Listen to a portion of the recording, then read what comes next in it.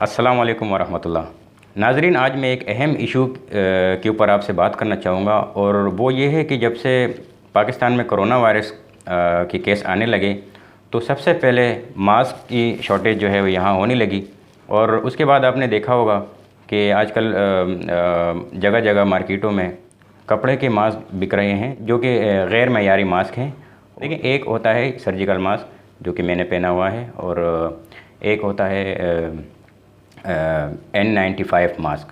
N95 mask भी जो है वो आपको कोरोना से 100% आपको सिक्योर नहीं करता। आपने न्यूज़ वगैरह में सुना होगा कि सुनने में आता है कि फ़लाँ जगह जो है वो डॉक्टर जो है मुतासिर हो गया, कोरोना वायरस पेशेंट से जो है उसको हो गया। और कहीं सुना होगा कि स्टाफ को जो है वो कोरोना वायरस हो गया। तो उसकी वजह ये होती है कि क्योंकि उन्होंने तो N95 मास्क पहने हुए होते हैं, उसके बावजूद भी जो है वो उनसे मुतासिर हो जाते हैं। तो जो N95 मास्क है वो भी 100% श्योर नहीं है आपको कोरोना वायरस से आपके बचाव के लिए। लेकिन ये जो कपड़ों के मास्क जगह जगह मिल रहे हैं ये आपको डस्ट से बचा सकती है। तो कपड़े का जो मास्क है वो बजाय आपको सिक्योर करने के कोरोना वायरस से आपको जो है वो उल्टा कोरोना वायरस आपको लगवा सकता है। जो एक तो सर्जिकल मास्क जो है प्रॉपर कंपनी से बने हुए आते हैं, एक ही साइज़ के होते हैं और सब पे फिक्स हो जाते हैं इजीली। लेकिन ये जो कपड़े के बनाए हुए मास्क होते हैं तो वो जो है वो प्रॉपर एक साइज़ के नहीं बने हुए होते और कोई छोटा साइज़ होता है, कोई बड़ा होता है। और तो जब वो ख़रीदने आते हैं तो उसमें आपने देखा होगा कि हर कोई अपने साइज़ का ढूंढ रहा होता है। पहले एक उठा के चेक करता है और फिर दूसरा उठा के चेक कर रहा होता है। तो जब अगर वो साइज़ उसके ऊपर आता है तो वो पहन लेता है, नहीं आता है तो वो रख के दूसरा उठाता है। कोई जो है वो कलर देख रहा होता है कि कौन सा कलर जो है मुझ पे जज कर रहा है। कोई पिंक कलर है, रेड कलर है, ब्लैक कलर है, ग्रीन कलर है। तो वो कलर भी शीशे में देख के जो है वो अपने ऊपर जो है वो चूज़ कर रहे होते हैं।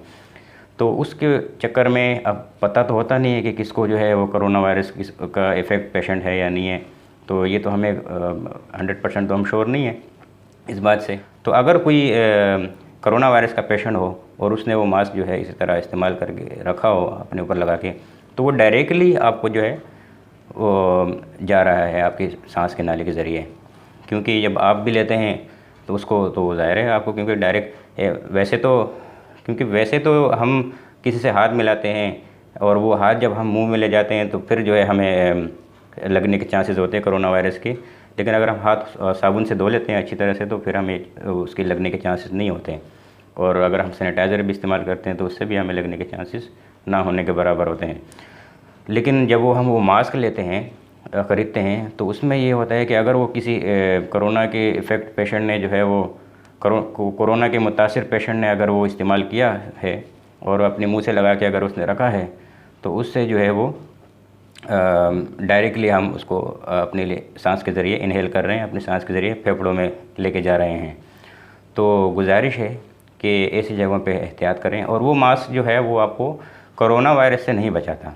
जो भी मास्क है अगर उसमें हवा बाहर की तरफ आ रही है और अंदर की तरफ आप हवा उसमें खींच सकते हैं तो वो आपको जो है वो उससे नहीं बचा सकता कोरोना वायरस से। क्योंकि ज़ाहिर है कोरोना वायरस जो है वो कपड़े के ऊपर 9 घंटे तक ज़िंदा रहता है और 9 घंटे तक आपको असर कर सकता है। 9 घंटे तक उसकी लाइफ होती है।